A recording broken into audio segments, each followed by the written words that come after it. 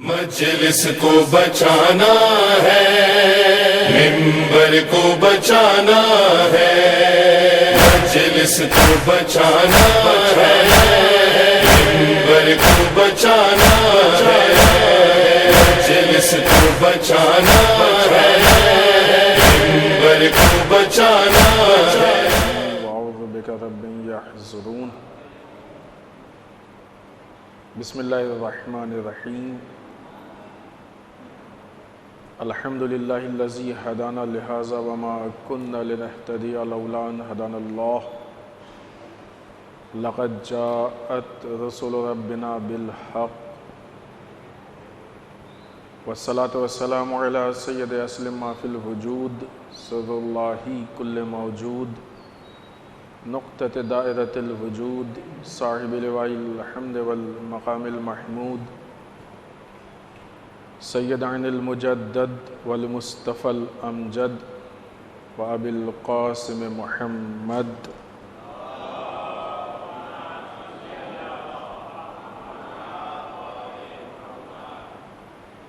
والصلاة والسلام علی آلہ الطیبین الطاہرین المعصومین المظلومین، ولعنۃ الدائمۃ الباقیۃ علی اعدائہم اجمعین من الآن الی قیام یوم الدین۔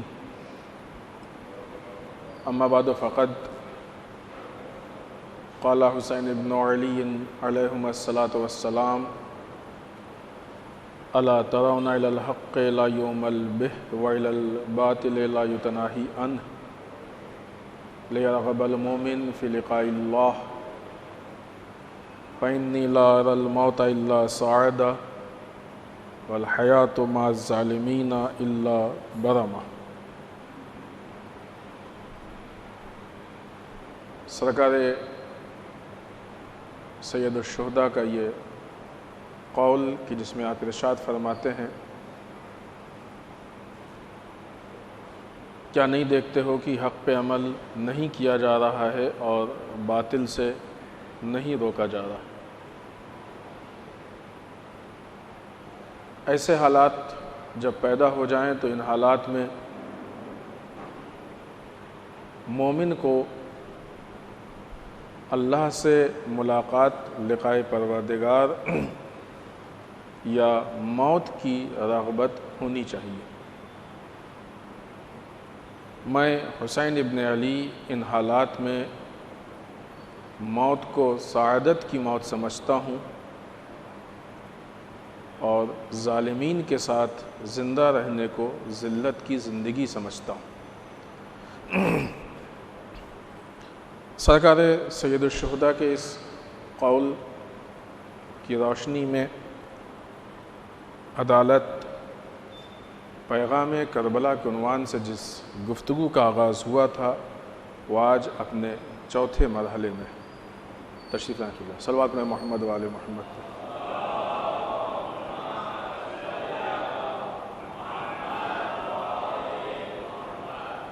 صلوات و پڑھیں محمد و آل محمد۔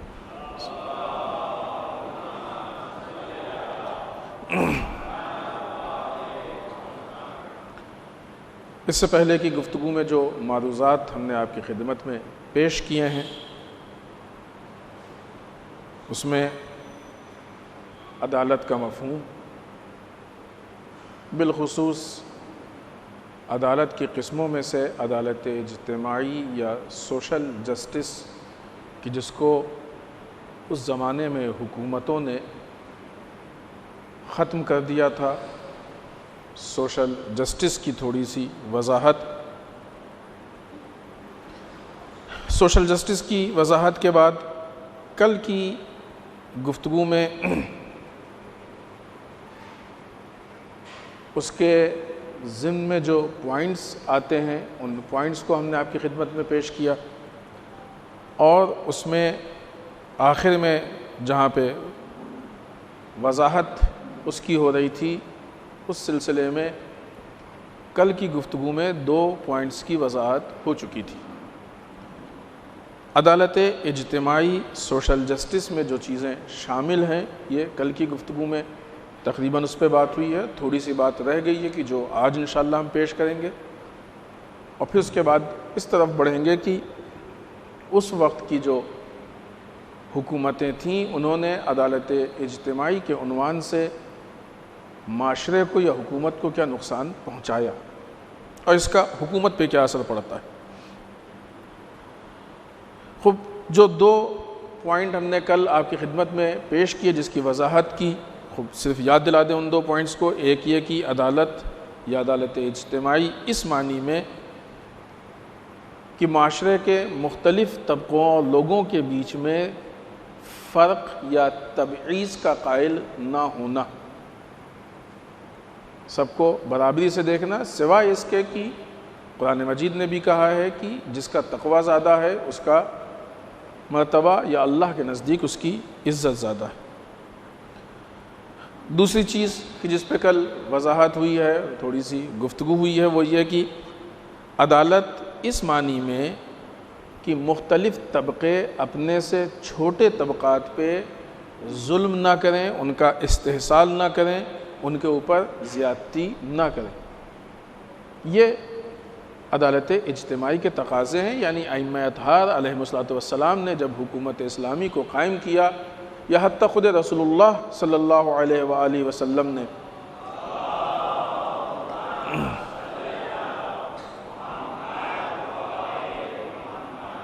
جب حکومت اسلامی کو قائم کیا تو ان چیزوں کی آپ نے بھرپور رعایت کی، اور یہی حکومت اسلامی کے تقاضے ہیں۔ تیسری چیز کہ جس پہ آج گفتگو ہونی ہے وہ یہ کہ عدالت اس معنی میں یا عدالت اجتماعی اس معنی میں کہ انسان یا لوگ وہ خود عدالت کے لیے آگے بڑھیں اور قیام کریں، لوگ کوشش کریں۔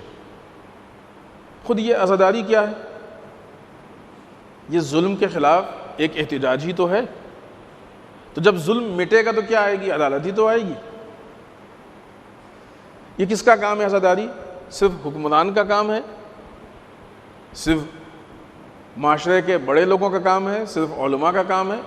سب کا کام ہے۔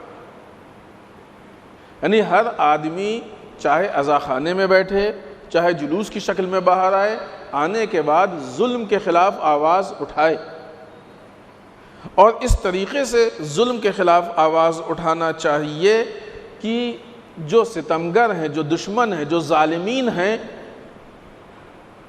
جسے اصطلاح میں کہتے ہیں کہ ان کے ہاتھ کاٹ دے۔ ہاتھ کاٹنا وہ اس معنی میں نہیں ہوتا کہ واقعی تلوار سے، یعنی ان کو بے بس کر دیں، وہ ظلم نہ کر سکے،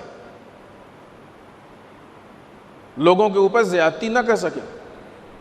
یہ خود عزاداری کا فلسفہ ہے، مقصد ہے، اس کے اہداف میں سے۔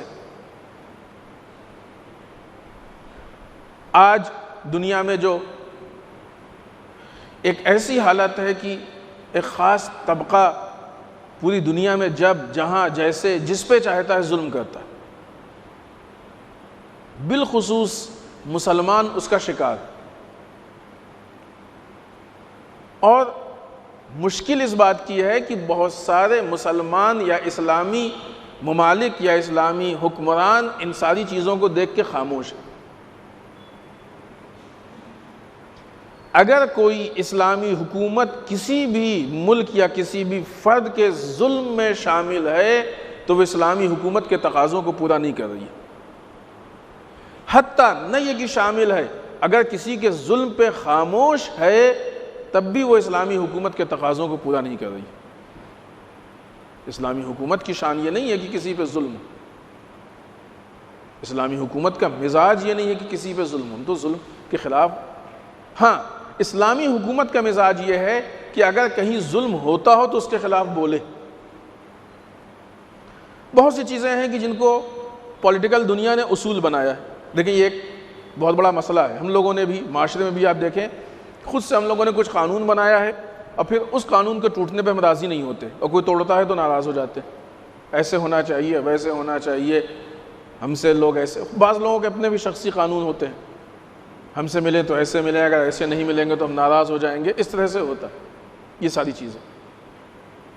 پولیٹیکل دنیا میں بھی کچھ قانون بنائے گئے۔ اب یہاں پہ ظاہر سی بات ہے کہ جب ہم اسلام کے قانون کے عملی شکل کی جب گفتگو کریں گے تو ظاہر ہے پھر کسی نہ کسی ملک کا نام لینا پڑے گا، اور اگر کئی ملک ہوتے تو ہم کسی کا بھی لے لیتے، لیکن ایک ہی ملک مجبور ہے کہ ہم اسی کا نام لیں۔ جس وقت انقلاب اسلامی کی کامیابی کے بعد امام خمینی نے اسلامی حکومت کو قائم کیا اور کرنے کے بعد حکومت کو چلانا شروع کیا تو لوگوں کو تعجب تھا، یہ آپ کیا کر رہے ہیں؟ سیاست کی دنیا میں یہ سب نہیں ہوتا ہے۔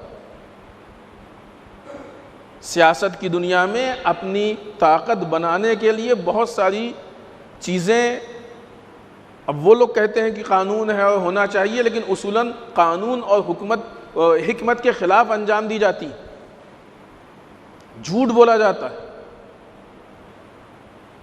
امام خمینی نے اصلاً یہ نہیں دیکھا۔ مثلاً بہت سامنے کی چیز، فلسطین کی حمایت اور اسرائیل کی مخالفت۔ ابھی تو اسرائیل کے خلاف بہت سارے ملک کھڑے ہیں، لیکن جس وقت امام خمینی نے مخالفت کی تھی اس وقت کی آپ بات تصور کیجئے، اس وقت کا ابھی کچھ سال پہلے تک اسرائیل کا جو ہوا تھا وہ بھی ٹھیک ٹھاک تھا لوگوں کی نگاہ میں۔ جو دنیا کے بنائے ہوئے پولیٹیکل قانون ہے، سیاسی قانون ہے، اس میں ممالک کا یہ اصول ہے کہ وہ اپنی طاقت بنائیں، جس کے لیے جو دنیا کے سپر پاور ممالک ہیں ان سے اپنے رشتوں کو مضبوط کریں، تاکہ یہ لگے کہ یہ مضبوط ہیں، یہ محکم ہیں، یہ اچھے یعنی پاورفل حکومتوں سے ان کے تعلقات ہیں۔ اب اگر کوئی حملے کی بھی سوچے گا تو نہیں کر پائے گا، اس لیے کہ ہماری طاقت کو دیکھ کے ڈر جائے گا۔ امام خمینی نے ان اصولوں کی ایسی دھجی اڑائی کہ مضحکہ خیز بن گئے۔ جس کو دنیا سپر پاور کہتی تھی، ایک نیا وجود میں آیا ہوا ملک، ظاہر ہے نیا ہی تو وجود میں آیا تھا نا، یعنی بنوانے ملک نہیں، انقلاب کے بعد جو نئی حکومت کہ جس کے پیچھے پوری دنیا پڑی ہوئی تھی، اس نے آ کے مخالفت کی اور نعرہ دیا لوگوں کو لا شرقیہ اور لا غربیہ کا۔ اور یہ کر کے امام خمینی میں، عزیزان محترم، یہ کسی بھی معیار پہ ہو لیکن یہ بات ہم سب سے متعلق ہے، یہ کر کے امام خمینی نے ہم کو بتایا کہ دیکھو اللہ اکبر کے صحیح معنی کیا ہے۔ زبان سے کہہ دینا آسان ہے اللہ اکبر، لیکن عمل کی دنیا میں اللہ اکبر تو کہہ دیا، مگر کبھی ہماری نگاہ میں اسرائیل بڑا ہے، کبھی امریکہ بڑا ہے، کبھی فلاں بڑا ہے، کبھی فلاں بڑا ہے، تو بھی ہمارا اللہ اکبر جھوٹ ہے۔ امام خمینی نے اللہ اکبر کو عملی طور سے پیش کیا، بڑے بڑے حکمران کو اپنے پیروں کی ٹھوکر میں رکھا۔ اور یہی چیز کہ جس کو دنیا کہتی ہے یہ سیاسی، دنیا میں ایک ہوڑ ہے یہ کہ اپنے ملیٹری کی طاقت کو زیادہ زیادہ دکھائیں۔ اسی قسم کی چیز ہے کہ جو رہبر معظم کی طرف سے سامنے آئی۔ آج دنیا میں ایک بہت بڑا مقابلہ اس چیز کا ہے کہ کوئی ملک یہ دنیا میں اعلان کر دے کہ ہمارے پاس آئٹم بم ہے۔ اگر یہ اعلان کر دے گا کہ ہمارے پاس آئٹم بم ہے تو ظاہر سی بات ہے کہ ایک طاقت اور فلاں ساری چیزیں، اور دوسرے ملک اس سے ڈریں گے۔ رہبر معظم نے کیا کہا؟ ہمیں آئٹم بم بنانا ہی نہیں۔ کیوں؟ اس لیے کہ عوام الناس کو تباہی و بربادی تک لے کے جاتا ہے، جائز نہیں ہے۔ دنیاوی حکومت کے اور سیاست کے جو قانون ہیں اس کے اعتبار سے خوب ٹھیک ہے، آپ کو نہیں بنانا ہے، حداقل اعلان تو نہ کیجئے، یہ آپ کی کمزوری کو دکھاتا ہے۔ معلوم یہ ہوا کہ الہی نظام میں یہ چیزیں کمزوری اور مضبوطی میں کچھ میٹر نہیں کرتی ہیں، اصل اس کی کوئی حیثیت نہیں ہے۔ نہ بنائیں گے اور نہ لوگوں کو دھوکے میں رکھیں گے کہ بنایا ہے کہ نہیں بنایا ہے، کلیئر کر دیں گے کہ ہم کو بنانا ہی نہیں ہے۔ یہ مفہوم ہے اللہ اکبر کا۔ لہذا ظالمین کو، خوب جو ہم آپ کے خدمت میں گفتگو پیش کر رہے تھے کہ ساری اس وقت جو ایران کے اوپر اتنے سارے سینکشن ہیں، اتنی مصیبت ہے، مشکلات ہیں، مصائب و آلام ہیں، اس کے پیچھے کیا وجہ ہے؟ بہت بڑی وجہ ایک یہ ہے کہ ایران اسرائیل کے خلاف ہے اور فلسطین کی حمایت میں۔ اگر ایران صرف اس مسئلے کو پولیٹیکل اعتبار سے چھوڑ دے، اس مسئلے پہ خاموش ہو جائے تو بہت ساری مشکلیں اپنے آپ حل ہو جائیں گی، لیکن ایران ہٹنے کو تیار نہیں۔ کیوں؟ بھائی فلسطین سے آپ کا کیا رشتہ ہے؟ آپ کے ملک کا حصہ نہیں ہے، کوئی رشتہ داری نہیں ہے مثلاً، لیکن وہ رشتہ ہے کہ جس کو اسلام نے جوڑا ہے۔ دنیا کے کبھی بھی کسی ظالم کے مقابلے میں آ جاؤ اور مظلوم کے حامی بن جاؤ، یہ امام علی علیہ السلام کی وصیت ہے کہ نہیں ہے؟ ظالم کے مقابلے میں آ جاؤ، مظلوم کے حامی بن جاؤ۔ اگر حکومت اسلامی کو قائم کیا ہے تو اسلامی قوانین کو عملی کرنا پڑے گا، اور ایران اسلامی قوانین کے لیے اتنا سیریس ہے کہ جب کسی مسئلے پہ امام خمینی سے کہا گیا کہ آپ کیا کر رہے ہیں، ملک شاید نہ بچے، کہ مگر قرار نیس ایران بے مونہ، ہمارے لیے یہ اہم نہیں ہے کہ ہم ایران کو بچائیں، ہمارے لیے اہم یہ ہے کہ ہم اسلام کو بچائیں، اسلام کا بچانا ہمارے لیے اہم ہے۔ کیوں؟ اسلام کی نگاہ میں حکومت ذریعہ ہوتی ہے اسلام کی تبلیغ کے لیے، اور شہنشاہیت اور ملوکیت کے مزاج میں اسلام یا مذاہب ذریعہ ہوتے ہیں اقتدار کو پانے کے لیے۔ جب قوانین کو، مذہب کو ذریعہ بنایا جاتا ہے کہ انسان اقتدار کو پالے، تو پھر وہاں پہ عدالت بھی ختم ہو جاتی ہے، عدالت اجتماعی بھی ختم ہو جاتی ہے۔ لیکن جب اقتدار کو ذریعہ بنایا جاتا ہے کہ مذہب اور اسلام رائج ہو جائے، تو وہاں عدالت کی بھی رعایت ہوتی ہے، عدالت اجتماعی کی بھی رعایت ہوتی ہے، سوشل جسٹس کی بھی ہوتی ہے۔ سرکار سید الشہداء کے زمانے میں جو بہت بڑی مشکل تھی، جو دو مزاج تھے حکومت کے، وہ یہی مزاج تھے۔ جب ہی ہم مشکلات کو آ کے بیان کریں گے تو آپ کو خود محسوس ہوگا۔ اللہ نے ائمہ اطہار علیہ السلام کو حکومت دی تھی، کیوں؟ اس لیے کہ وہ لوگ تھے کہ جہاں پہ حکومت مقصد نہیں ہے، مقصد اسلام تھا، حکومت ذریعہ تھی اسلام تک پہنچنے کے لیے، اسلام کو قوی کرنے کے لیے، اسلام کی تبلیغ کے لیے۔ لیکن مقابلے میں جو حکمران آئے تھے جنہوں نے اس منصب ولایت اور خلافت کو ملوکیت کی طرف لے جانے کی کوشش کی تھی، شہنشاہیت کی طرف لے جانے کی کوشش کی تھی، ان کے ہاں اسلام مقصد نہیں تھا، اسلام وسیلہ تھا عہدے تک پہنچنے کے لیے۔ اور آج بھی اگر ہمارے یہاں چھوٹے موٹے عہدے میں یہ مسائل پیش آتے ہیں تو وہ بھی غلط ہے۔ ایسا نہیں ہے کہ بڑے ہی پیمانے پہ غلطیاں ہیں۔ اگر ہمارے علاقائی عہدے، اس مقصد سے انسان عہدے پہ جا رہا ہے کہ عہدے پہ آ کے ہم دین کی خدمت کریں گے، تو یہ مذہبی کام ہے۔ لیکن اگر اس مقصد سے آ رہا ہے کہ دین کو استعمال کر کے عہدے پہ پہنچ جائیں، تو یہ خلاف مذہب ہے، بولو یہ کہ دکھنے میں مذہب لگتا ہے۔ کوئی بھی چیز ایسی نہیں ہے کہ جو آج کی دنیا سے مربوط نہ ہو، اس کو آج کی دنیا پریکٹیکل لائف کے اعتبار سے اس کو دیکھیں اور محسوس کرنے کی کوشش کریں۔ عدالت اجتماعی کا مقصد کیا ہے؟ کہ دنیا سے ظلم کے خلاف دنیا میں آواز اٹھائی جائے۔ یعنی آج کے زمانے میں ہماری یہ ذمہ داری ہے کہ جب بھی، جہاں بھی، جیسے بھی ظلم کی کوئی خبر سنیں تو اس کے خلاف آواز اٹھائیں، اور جتنی ہماری توانائی ہو، طاقت ہو، اس حد تک کوشش کریں۔ اسرائیل کے خلاف بولنا، فلسطین کی حمایت میں بولنا، یہ تو بہت پرانی چیز ہو گئی ہے، بہت بیسک اور بہت کامن چیز ہو گئی ہے۔ یمن کی حمایت میں بولنا ہماری ذمہ داری ہے، شیخ زکزکی کی حمایت میں بولنا ہماری ذمہ داری ہے، شیخ عیسیٰ قاسم کی حمایت میں بولنا ہی ہماری ذمہ داری ہے۔ کوئی رشتہ ہو نہ ہو، تعلقات ہو نہ ہو، کوئی رابطہ ہو نہ ہو، اتنا تو رابطہ ہے نا کہ ہمارے امام نے کہا ہے کہ مظلوم کے حامی بن جاؤ۔ امام علی علیہ السلام کی وصیت،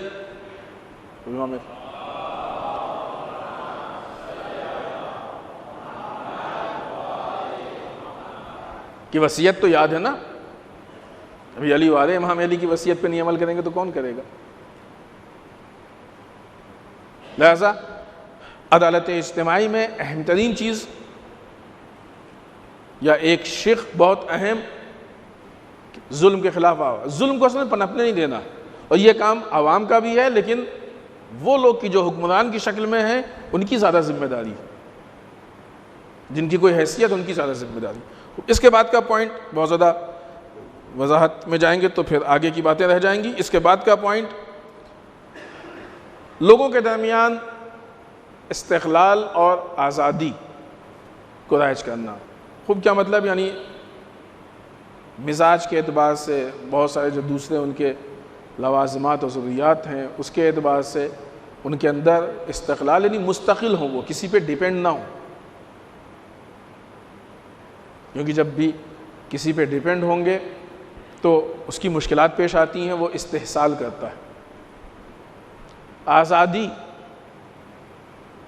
آزادی اس معنی میں کہ کوئی دوسرا ان کو اسیر نہ کرے، کہ اسیر کر کے اپنے حساب سے ان کو چلائے، اپنا کام کروائے، اپنے اہداف کو پورا کرے۔ اکنامیکل اعتبار سے اگر کسی چیز کی تقسیم بندی ہو تو عادلانہ طریقے سے ہو، برابر ہو، مساوی ہو، لوگوں کے بیچ میں فرق نہ ہو، عاقلانہ طریقے سے ہو۔ یہ وہ چیزیں ہیں کہ جو عملی اعتبار سے اگر سامنے آئیں تو پھر ایک معاشرہ وہ ہوتا ہے کہ جہاں پہ سوشل جسٹس پایا جاتا ہے، عدالت اجتماعی۔ یہ چیزیں پھر ہم عرض کریں، آپ کو یاد دلائیں، امام زمانہ عجل اللہ تعالیٰ فرجہ الشریف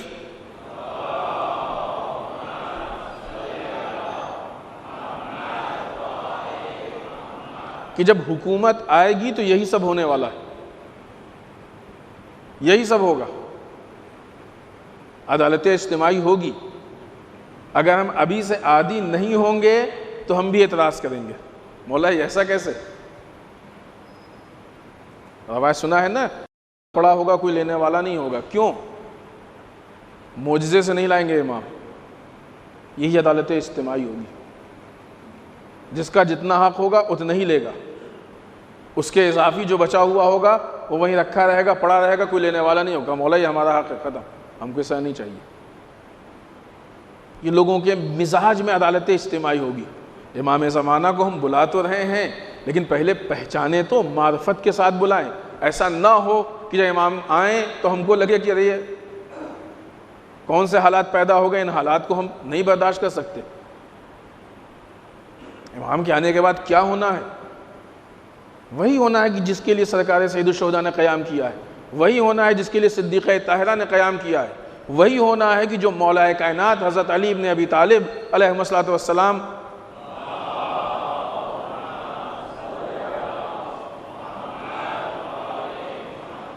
رائج کرنا چاہتے تھے۔ الگ سے کوئی نیا نظام نہیں ہوگا، نیا مزاج نہیں ہوگا، کوئی نئی چیز نہیں ہوگی، یہی دین ہوگا۔ بس یہ کہ امام کے زمانے میں جب امام کی حکومت، جو مشہور روایت ہے کہ عدل و انصاف سے زمین کو بھر دیں گے، کیسے بھر دیں گے عدل و انصاف سے؟ عدل و انصاف کوئی سامان نہیں ہے کہ امام 2-4 ٹرک لا کے ڈلوا دیں گے اور زمین بھر جائے گی۔ عدل و انصاف لوگوں کا مزاج ہے، لوگوں کے مزاج تبدیل ہو جائیں گے عدل و انصاف میں۔ ہم کو بھی اپنا مزاج تبدیل کرنا پڑے گا اگر امام کی حکومت میں رہنا ہے تو، اگر نہیں ہے بالفرض۔ لہذا ان چیزوں کے لیے آمادگی، یہ جو ہم نے آپ کے سامنے باتیں پیش کی ہیں عدالت اجتماعی کے عنوان سے، ان کو ذہن میں رکھیں۔ اب اس کے بعد ہم آہستہ آہستہ بڑھ رہے ہیں ان مشکلات کی طرف کی جو صدر اسلام میں تھی۔ در واقع سب سے زیادہ جو مشکلات وجود میں آئی ہیں رسول کے اس دنیا سے رخصت ہونے کے بعد، بالخصوص جو دوسرا زمانہ تھا، اس میں سب سے زیادہ تبدیلیاں اور مشکلات پیش آئیں سب سے زیادہ۔ اور یہی وجہ ہے کہ جب امام علی علیہ الصلوۃ والسلام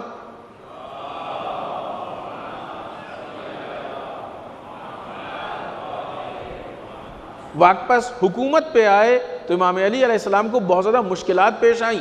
مولا کائنات اصلاً حکومت لینے کے لیے آمادہ نہیں تھے۔ خطبہ امام علی کا قول موجود ہے، کیوں لے کے آئے ہمارے پاس؟ لینے کے لیے آمادہ نہیں تھے، حالات اتنے خراب ہو چکے تھے۔ اور جب مولا نے حکومت کو لیا تو اس وقت وہ حالات تھے کہ مشکلات سے بھری ہوئی تھی حکومت، یہی جو ہم آپ کو بتا رہے ہیں کہ جو اس ٹائم عدالت اجتماعی کے خلاف کام ہو رہا ادھر واقعی وہ مشکلات ہیں،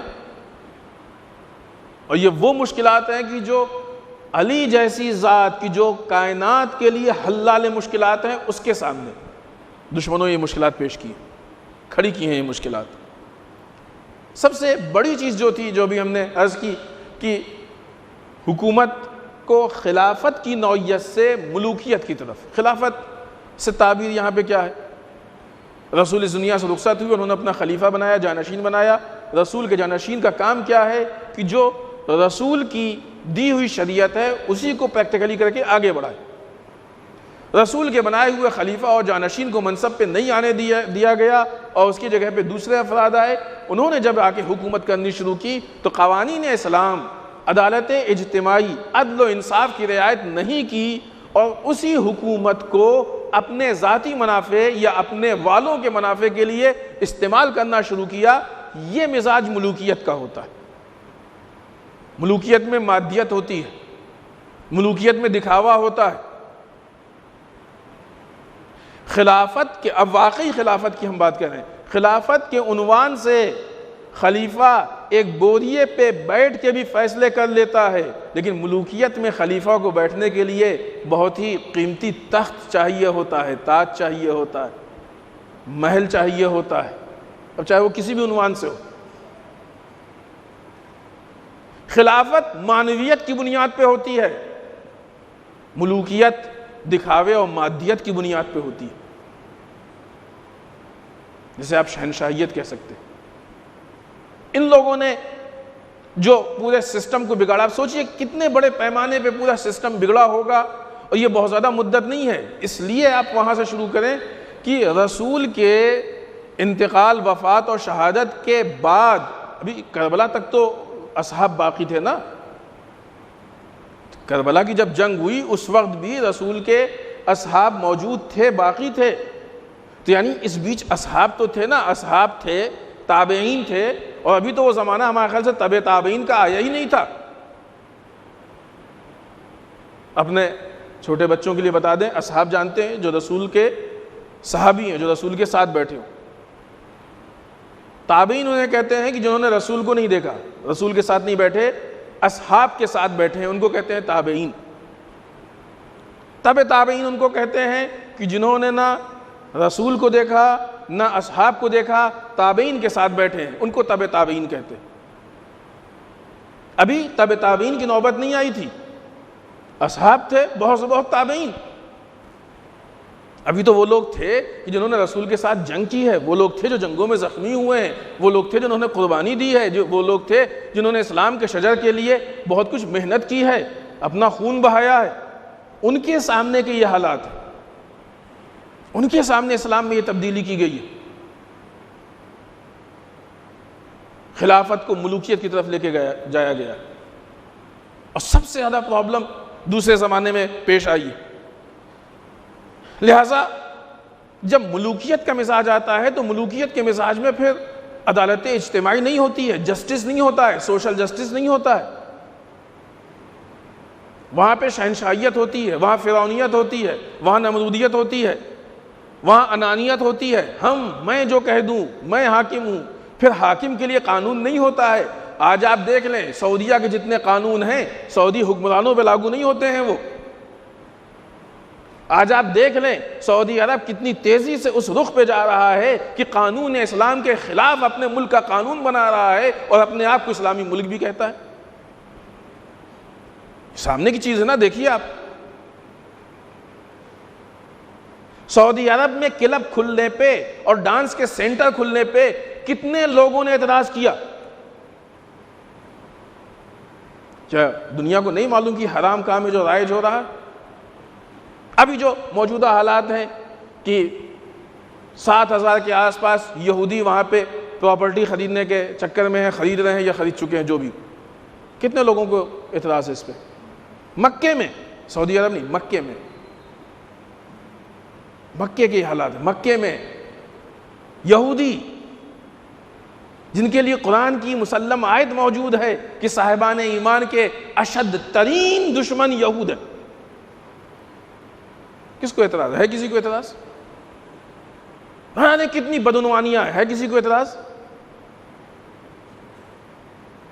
در واقع ایک بہت اہم مسئلہ ہے کہ جس کو یہاں پہ سمجھ کے چلیں کہ ملوکیت میں چونکہ عدالت اجتماعی کو، عدالت کو، جسٹس کو، قانون کو قتل کیا جاتا ہے، اور اس خوف سے کہ کہیں عوام اس پہ اعتراض نہ کر دے، لہٰذا پہلے عوام کو سلایا یا ڈرایا جاتا ہے تاکہ جب ہم بدعنوانیوں سے کام لیں تو کوئی ہمارے مقابلے میں نہ آئے، ہم پہ اعتراض نہ کرے۔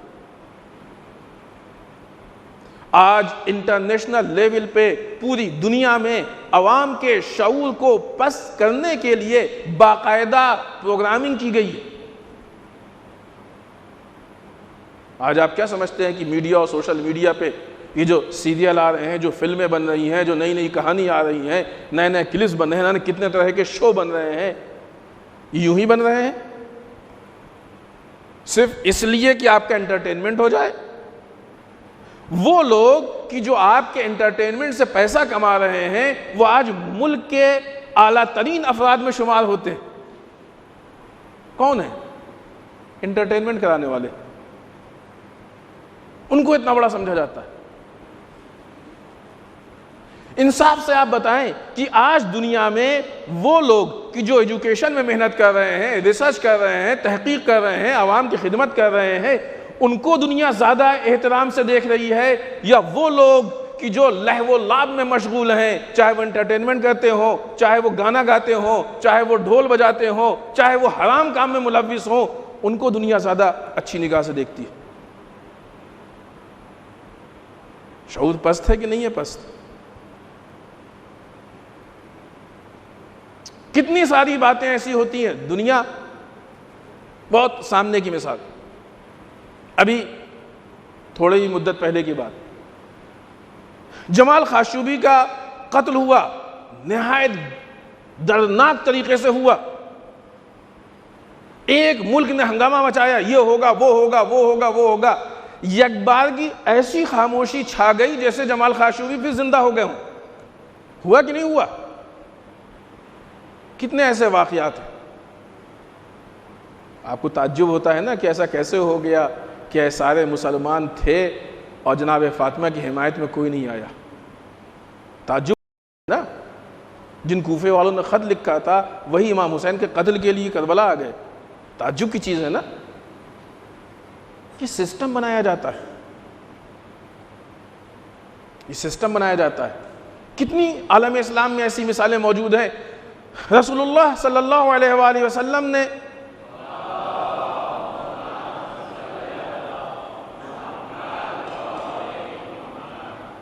کچھ نشانیاں بتائیں تھیں۔ اتفاق کی بات کہ رسول کے بعد جو 3 بڑی جنگیں ہوئی ہیں امام علی کے زمانے میں، ایک اعتبار سے دیکھا جائے تو رسول نے تینوں جنگوں کے لیے نشانیاں بتائی تھیں۔ ہم ایک کی مثال جو بہت واضح، صفین میں جناب عمار قتل ہوئے، کچھ لوگ بھاگتے ہوئے آئے حاکم شام کے پاس کہ بھائی ہم لوگ جو ہیں باغی گروہ میں۔ ارے کس نے کہہ دیا تم سے؟ کہ عمار قتل ہو گیا۔ رسول نے کہا کہ فرقہ باغیہ جو ہے عمار کو قتل کرے گا۔ حاکم شام کہتا ہے کہ تو ہم نے تھوڑی قتل کیا عمار کو، علی نے قتل کیا۔ ارے کیسے علی نے قتل کیا؟ ہماری فوج نے قتل کیا۔ کہاں ٹھیک ہے ہماری فوج نے قتل کیا، جنگ میں جو سامنے آتا ہے اس سے جنگ ہوتی ہے، لیکن علی لے کے آئے نا میدان جنگ تک، نہ علی لے کے آتے نہ عمار قتل ہوتے۔ علی لائیں اس لیے قتل ہوئے ہیں، تو علی نے قتل کیا۔ وہ لوگ مان گئے اور چلے گئے، جا کے جنگ کرنے لگے۔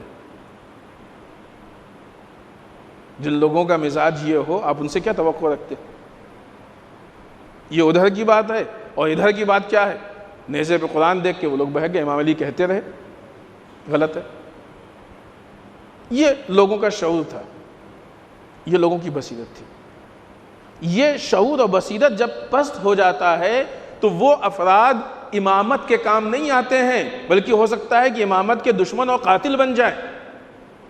لیکن جن کا شعور اور جن کا معیار پست ہو جائے، بصیرت جن کی ختم ہو جائے، وہ دشمنان اسلام، وہ لوگ کی جو شہنشاہیت و ملوکیت کو لے کے چل رہے ہیں، وہ لوگ کی جو قانون اسلام کی دھجیاں اڑانا چاہتے ہیں ان کے کام کے ہوتے ہیں، ان کے کام کے ہوتے ہیں۔ تھوڑا شاید آپ کو عجیب لگے لیکن حقیقت ہے۔ آج ہماری قوم کے بھی بعض نادان اور جاہل لوگ الٹی سیدھی باتیں کرتے ہیں، منحرف باتیں کرتے ہیں، وہ باتیں جو دشمن کی ہیں، وہ باتیں کہ جو دشمنان اسلام کو خراب کرنے کے لیے کرتا ہے۔ کبھی وہی بات مثلاً جو ہے وہ اسرائیل سے سنائی دیتی ہے، امریکہ سے سنائی دیتی ہے، وہ لوگ کوشش، پھر تعجب ہوتا ہے کہ یک بارگی وہی بات ہماری قوم کے بیچ سے بعض لوگ کھڑے ہو کے کہہ رہے ہیں۔ کیوں؟ کیونکہ ان کا شعور پست ہے۔ اب یہ امامت کے کام نہیں آ سکتے ہیں، اب یہ ملوکیت کے کام آنے والے ہیں۔ اگر ہم کو اپنے وقت کے امام کا ناصر بننا ہے تو سب سے پہلا کام یہ ہے کہ ہم کو اپنے شعور کو بلند کرنا ہوگا، غفلت سے نکلنا پڑے گا، بصیرت پیدا کرنی پڑے گی، اور ان ساری چیزوں کے سائے میں اپنے وقت کے امام کی معرفت کو حاصل کرنا ہوگا۔ ایسے نہیں کہہ دیا گیا ہے من مات ولم یعرف امام زمانے مات میتۃ جاہلیہ، جو اپنے وقت کے امام کو پہچانے بغیر مر جائے وہ جاہلیت کی موت مرتا ہے۔ ریزن ہے اس کے پیچھے، مقصد ہے اس کے پیچھے، ہدف ہے اس کے پیچھے۔ اگر معرفت نہیں ہے، اب دیکھیں صفین میں جو 7 آئے تھے وہ مقابلے میں آ کے نہروان کی جنگ قائم کر دیا انہوں نے۔ امام علی کا واقعہ، امام حسن کا، کہ امام کے جو بظاہر چاہنے والا تو نہیں تھا، خیر بظاہر جو امام کے گروہ کا تھا اور چاہنے والا تھا، اس نے کہا کہ امام کو نعوذ باللہ یا مذل المومنین استغفر اللہ، اے وہ کہ جو مومنین کو ذلیل کرنے والے ہیں۔ یہ اپنوں نے کہا، جس کو ہم اپنا کہتے ہیں۔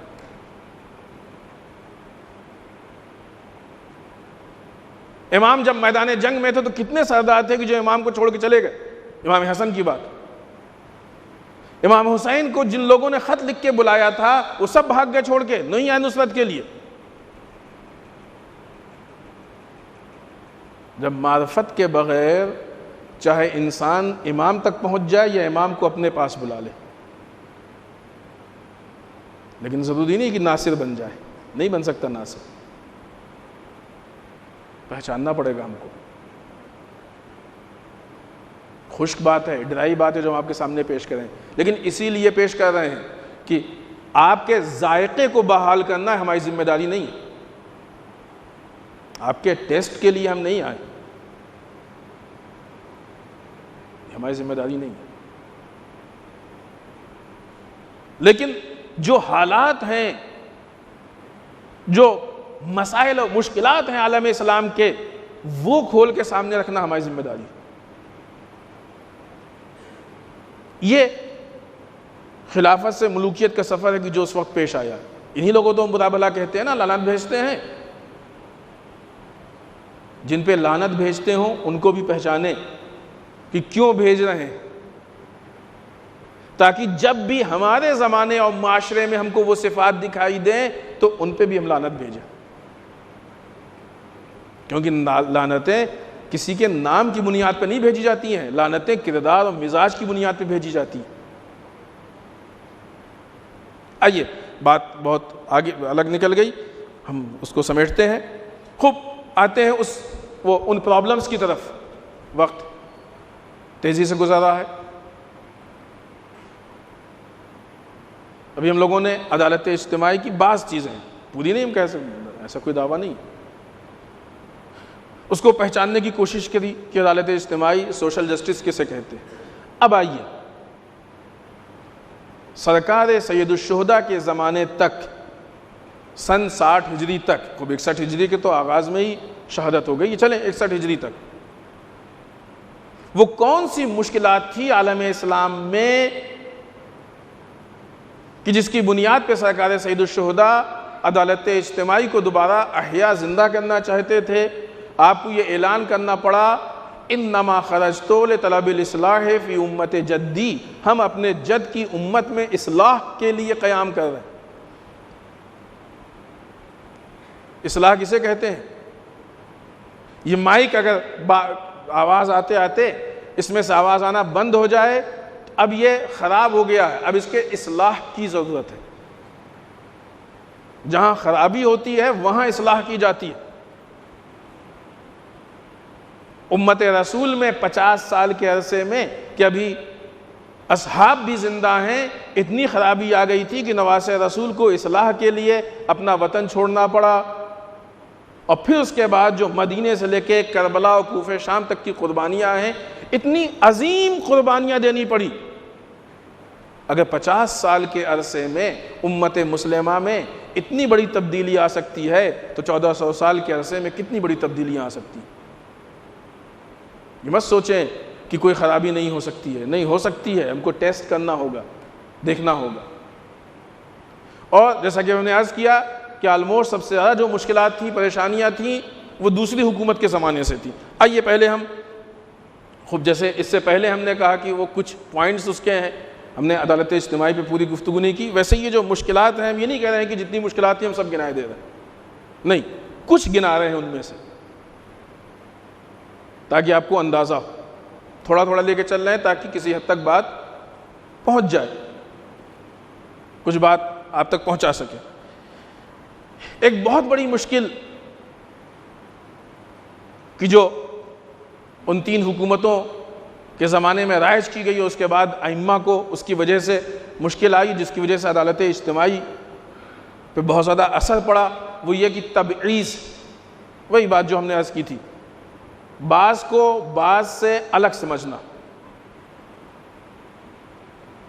فلاں صاحب بڑے آدمی ہیں، فلاں صاحب سیٹ ہیں، فلاں صاحب یہ ہیں تو ان کو مثلاً ارے آئیے آئیے آئیے، بعض اوقات دوسرے سمجھتے ہیں، بعض اوقات خود بھی انسان سمجھتا ہے، تبعیض، اپنے کو الگ سمجھتا ہے، نہیں ہم تو یہ تو عوام ہے، الگ ہے، ہم ان سے الگ ہیں، یہ بعض وقت لوگ نعوذ باللہ استغفر اللہ ایسے ہیں ہمارے درمیان۔ کیوں؟ ہمارے پاس پیسہ ہے اس لیے، ہمارے پاس عہدہ ہے اس لیے، ہمارے بڑے لوگوں سے تعلقات ہیں اس لیے، ہمارے پاس مین پاور ہے اس لیے، جو بھی ہو اس طرح کی چیزیں، اس پہ بات ہو چکی ہے نا۔ آج کے زمانے میں وہ لوگ جو تبعیض کے قائل ہیں وہ اپنے اسٹیٹس پہ اچھا خاصا خرچ کرتے ہیں تاکہ اپنے کو لوگوں سے الگ دکھائیں۔ اسلام اس کو نہیں قبول کرتا ہے۔ ابھی ہم ان میں بھی، یہ صرف فہرست بتا رہے ہیں، ابھی ان میں بھی ہم ایک ایک پہ گفتگو کریں، بلکہ اور تیزی سے ہم فہرست گنا دیں پھر ایک ایک پہ گفتگو شروع کرتے ہیں۔ ایک بہت بڑی پرابلم تھی تبعیض، بعض کو بعض سے الگ سمجھنا، وہ بڑے ہیں وہ چھوٹے ہیں، وہ اونچے ہیں وہ نیچے ہیں، یہ ایک۔ دوسری چیز کہ جس نے عدالت اجتماعی کو ختم کیا تھا یا مشکلات ایجاد کی تھی، وہ لوگوں کے اندر انحراف کا ہونا، یعنی صحیح راستے سے منحرف ہو جانا۔ اور مشکل یہ ہے کہ یہ انحراف دین کے نام پہ ہوا تھا۔ اسی میں چاہے دوسری میں ہی شامل کر لیں یا تیسری چیز سمجھ لیں، لوگوں کے درمیان بدعتوں کا قائم ہونا، رائج ہونا۔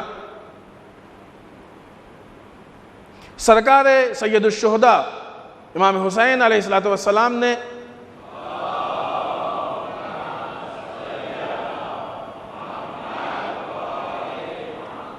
جو بصرے والوں کو خط لکھا تھا، اس میں جو عالم اسلام کی اس وقت کی جو مشکل لکھی تھی، وہ مشکل ہی صرف اتنی ہے کہ سنتیں مرتی جا رہی ہیں اور بدعتیں زندہ ہوتی جا رہی ہیں۔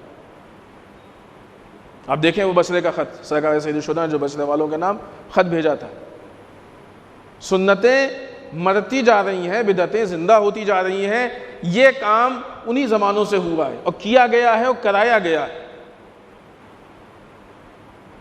جب اس کی وضاحت ہوگی اور ہم اگر محسوس کیا کہ وقت ہے تو ہم بتائیں گے کس طریقے سے، اور اسی سلسلے میں انہی چیزوں کے اہداف سے رسول اللہ صلی اللہ علیہ وآلہ وسلم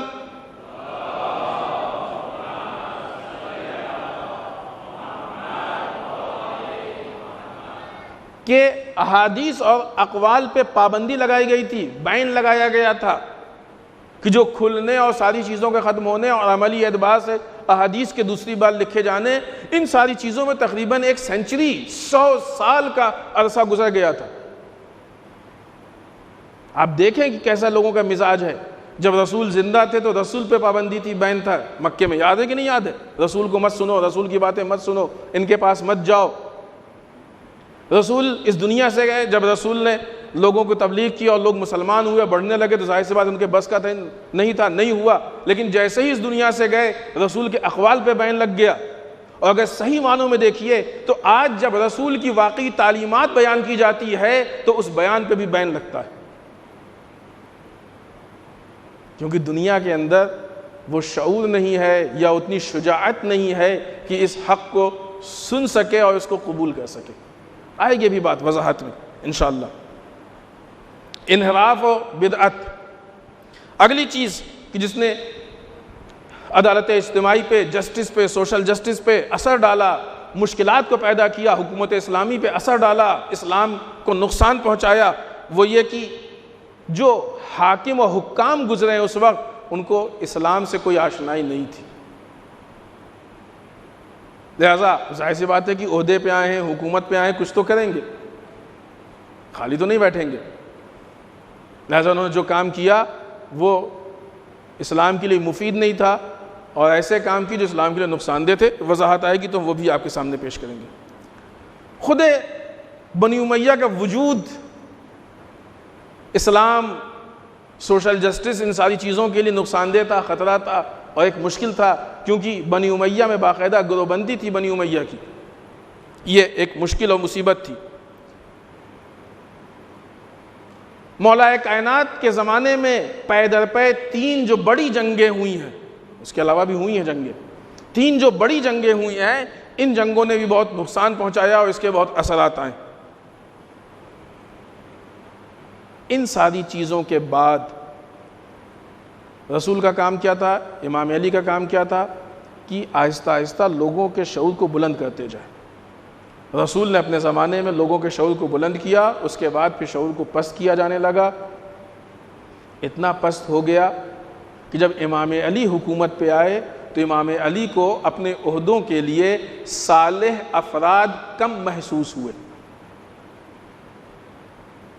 صالح بھی ہوں، نیک بھی ہوں، اور ان کے اندر یہ صلاحیت ہو کہ وہ کسی چیز کی مینجمنٹ کو سنبھال سکیں، کہیں کہ حکومت کو مینجمنٹ نہیں تھی ان کے اندر، شعور نہیں تھا ان کے اندر۔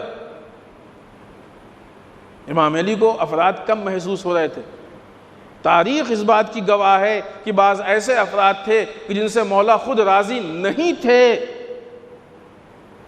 لیکن افراد کی کمی کی وجہ سے یا حالات کی بنیاد پہ بعض عہدوں پہ ان کو رکھنا پڑا۔ نتیجہ یہ ہوا کہ اس سے اسلام کو نقصان ہوا، عدالت اجتماعی کو نقصان ہوا، مشکلات پیش آئیں۔ خوب، اس میں جو پہلی چیز ہے، بہت زیادہ وقت بھی نہیں بچا ہے، لیکن پہلی چیز کو ہم شروع کر دیتے ہیں، اور تھوڑی سی بات، پہلی چیز بھی پوری نہیں ہو پائے گی، بلکہ انشاءاللہ کل سے ہم اس کو ایک ایک کر کے شروع کرتے ہیں۔ آج کی گفتگو یہیں پہ، اور انشاءاللہ کل سے چونکہ ایک دم بیچ میں رکے گی تو پھر وہ شاید بہت مناسب نہیں ہوگی۔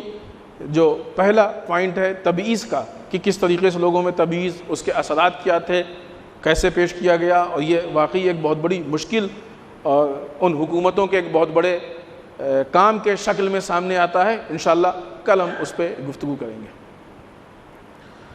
آج کی جو تاریخ ہے، اس تاریخ کے حوالے سے بھی ایک تھوڑی سی گفتگو آپ کی خدمت میں پیش کریں۔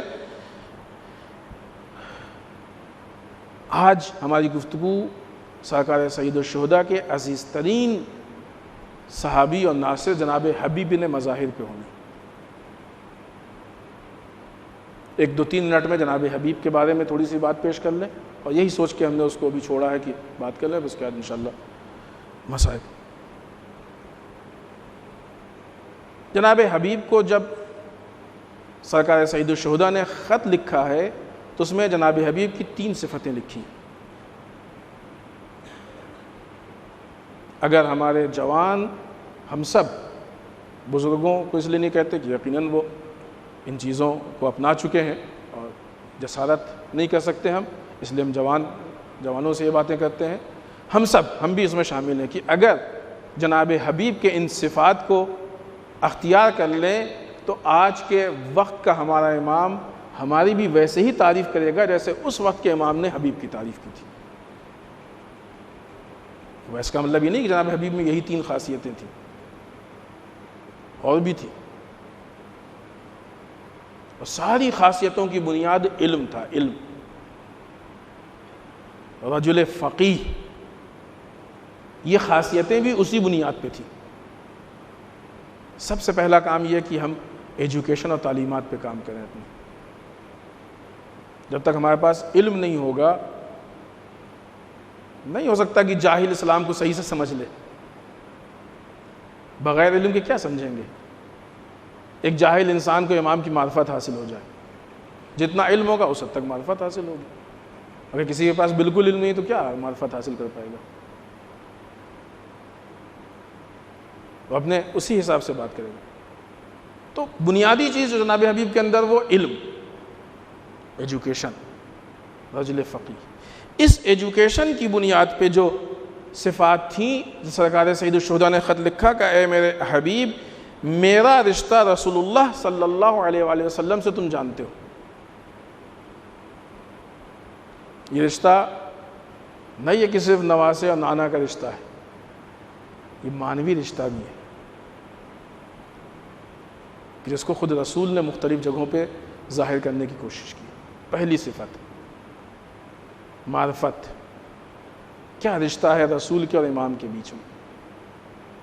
دوسری صفت، تم دوسروں کی بنسبت ہم کو زیادہ پہچانتے ہو۔ معرفت، وہاں پہ رسول کے ساتھ جو رشتہ تھا اس کی معرفت، یہاں پہ خود امام کی معرفت، امام کو پہچاننا۔ تیسری صفت، تم مرد آزاد اور غیور ہو۔ آزاد یعنی اسیر نہیں ہو، تم گناہوں میں اسیر نہیں ہو، خواہشات کے اسیر نہیں ہو، شیطان کے اسیر نہیں ہو، یا آج جو مشکلات ہیں کلچر کے اسیر نہیں، رسومات کے اسیر نہیں، اور فلاں کے اسیر نہیں، اور فلاں کے اسیر نہیں۔ آزاد، اس معنی میں آزاد۔ غیور، غیرت مند، صاحب غیرت۔ جب کسی کے ویلوز پہ حملہ ہوتا ہے اور اگر انسان کے اندر غیرت ہے تو اس کے خلاف آواز اٹھاتا ہے۔ اگر آج مسلمانوں پہ ظلم ہو رہا ہے اور کوئی دوسرا مسلمان بیٹھا دیکھتا رہے نہ بولے تو بے غیرت ہے، وہ غیور نہیں ہے، یہ بے غیرتی کی دلیل ہے۔ خدا نخواستہ ایک بھائی کے مار پڑ رہی ہے، دوسرا بھائی وہیں پہ کھڑا تماشا دیکھ رہا ہے تو دنیا کیا کہے گی؟ کتنا عجب بے غیرت بھائی ہے، اپنے بھائی کو مار کھاتے دیکھ رہا، کچھ بول نہیں رہا۔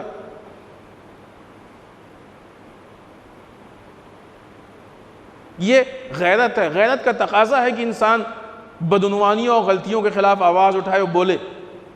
تم غیور ہو، تمہارے اندر غیرت پائی جاتی ہے۔ بس یہ 3 صفات ہیں کہ جن کا سرکار سید الشہداء نے جناب حبیب بن مظاہر کے لیے ذکر کیا خط میں۔ یعنی وہ چیز ہے کہ جہاں پہ امام اپنے صحابی کی فضیلتوں کو بیان کرے، اور جناب حبیب کی ذات ایسی تھی کہ امام جگہ جگہ پہ جناب حبیب کی خاصیتیں بیان کر رہے تھے۔ عزیزان محترم، حبیب اس ذات کا نام ہے کہ یوں تو امام نے اپنی نصرت کے لیے بہت سے لوگوں کو بلایا، مختلف شہروں سے بھیجے، لیکن جناب حبیب کے لیے ایک خصوصی خط لکھا۔ یہ خط حسین ابن علی کی طرف سے حبیب بن مظاہر کے لیے، اے حبیب، تم ہمارا رسول سے رشتہ پہچانتے ہو، تم دوسروں کی نسبت ہم کو زیادہ پہچانتے ہو، تم غیور ہو، آزاد ہو، اپنے حالات لکھے اور نصرت کے لیے حبیب کو طلب کیا۔ کتنا بھروسہ تھا امام کو حبیب پہ، یوں ہی تو خط نہیں لکھا۔ حبیب کو بھی جب خط ملا، بازار سے گزر رہے تھے، دیکھا مسلم بن اوسجہ خضاب خرید رہے ہیں۔ کہا مسلم تمہیں نہیں معلوم فاطمہ کا لال نرغہ آدھا میں گھرا ہوا ہے۔ حالات سے مسلم بن اوسجہ کو باخبر کیا، سب کچھ وہیں پہ چھوڑ کے دونوں نے طے کیا کہ ہم دونوں امام کی نصرت کے لیے چلیں گے۔ آسان نہیں تھا امام کی نصرت کے لیے جانا، خاص کر کے کوفے والوں کے لیے، اس لیے کہ کوفے میں چونکہ معلوم تھا کہ کوفے والوں نے امام حسین کو اتنے سارے خط لکھے ہیں، کوفے والوں سے امکان ہے کہ وہ جائیں گے۔ انشاءاللہ کبھی موقع ہوا تو ہم پیش کریں گے یہ بات کہ کس طریقے سے کوفے سے امام حسین کے خلاف فوجوں کو افراد کو جمع کیا گیا ہے، بہت ہی چالاکی اور مکاری اور عیاری، لہذا امکان تھا، اس لیے کوفے کو چاروں طرف سے ناکہ بندی کی گئی تھی کہ کوئی نکلنے نہ پائے۔ پورا انتظام تھا کہ امام کی نصرت کے لیے کوئی نہ پہنچنے پائے، حتیٰ خود جناب حبیب جب پہنچے ہیں کربلا میں تو امام کی اجازت سے جا کے پاس کے قبیلوں میں لوگوں کو غیرت دلائی ہے اور ان کو لے کے آنا چاہے۔ تقریباً 90 افراد تھے جو آنا چاہ رہے تھے امام کی نصرت کے لیے۔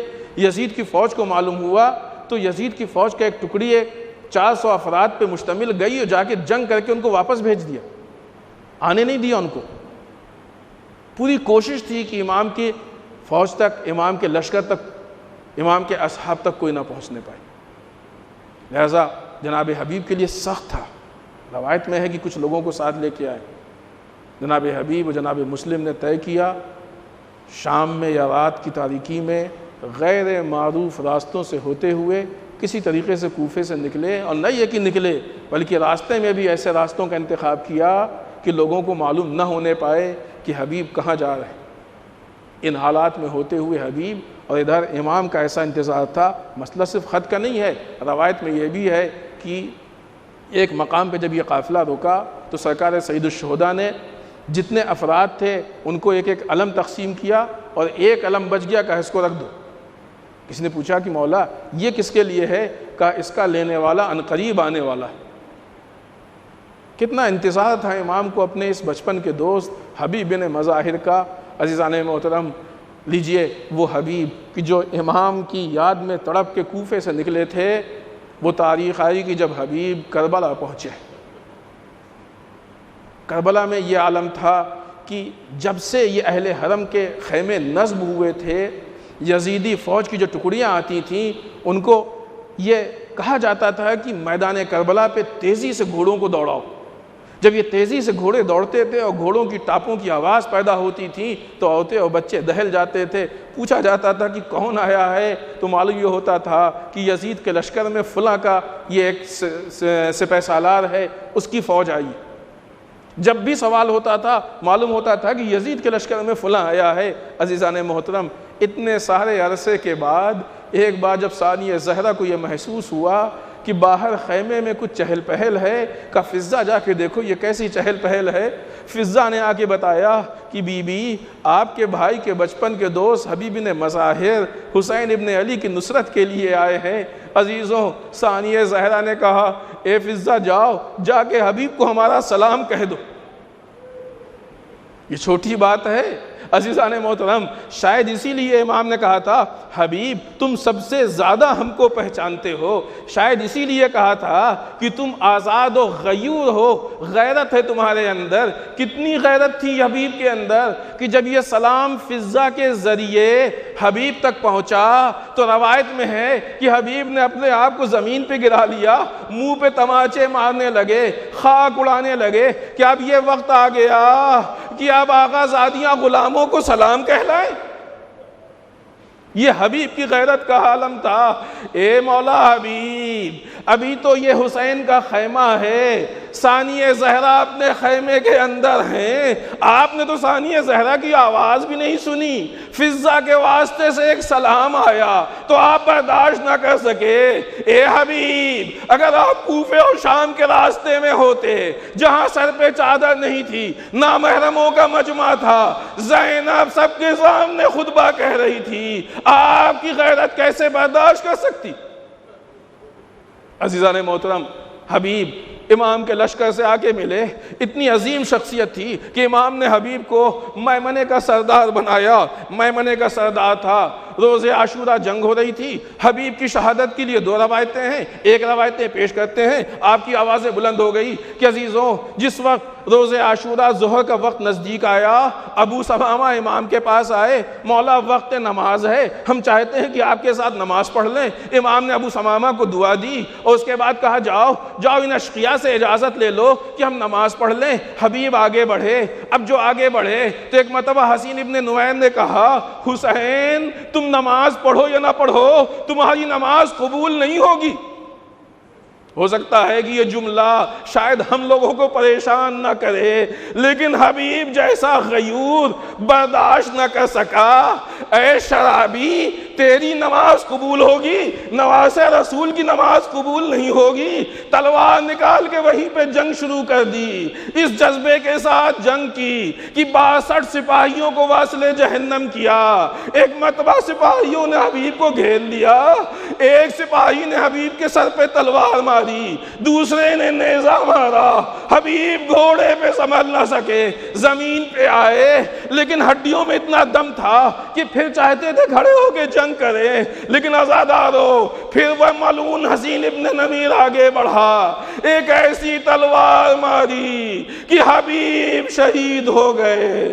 امام تشریف لائے، ہائے ہمارا وہ صحابی چلا گیا جو ہر رات ایک قرآن ختم کیا کرتا تھا۔ راوی کہتا ہے کہ حبیب کی شہادت سے امام حسین کے چہرے پہ جو تبدیلی تھی وہ آیا تھی کہ ایک عظیم صحابی کا نقصان امام کے چہرے پہ نظر آ رہا تھا۔ انا للہ و انا الیہ راجعون، رضا بقضائہ و تسلیما لامرہ، الہی بحق الزہرا و ابیہا و بعلہا و بنیہا۔ پالنے والے اس مختصر سی عبادت کو قبول فرما لے، پالنے والے ہم سب کو اعمال صالحہ کی توفیق عنایت فرما، بہرحال اعمال قبیحہ سے محفوظ رکھ، پالنے والے ہمارے گناہوں کو بخش دے، بہرحال ہمارے مرحومین کو بخش دے، پالنے والے اسلام و مسلمین کی حفاظت فرما، بہرحال دشمنان اسلام کو نیست و نابود کر دے، پالنے والے ہمارے علماء کا سایہ ہمارے سروں پہ باقی رکھ، بہرحال رہبر و مراجع کو طول عمر عنایت فرما۔ ایک مومنہ مریض ہیں، پالنے والے ان کو شفا جلد از جلد عنایت فرما، بہرحال ہمارے امام کے ظہور میں تعجیل فرما، ہمیں ان کے اعوان و انصار میں شریک ہونے کی توفیق عنایت فرما۔ ربنا تقبل منا انک انت السمیع العلیم۔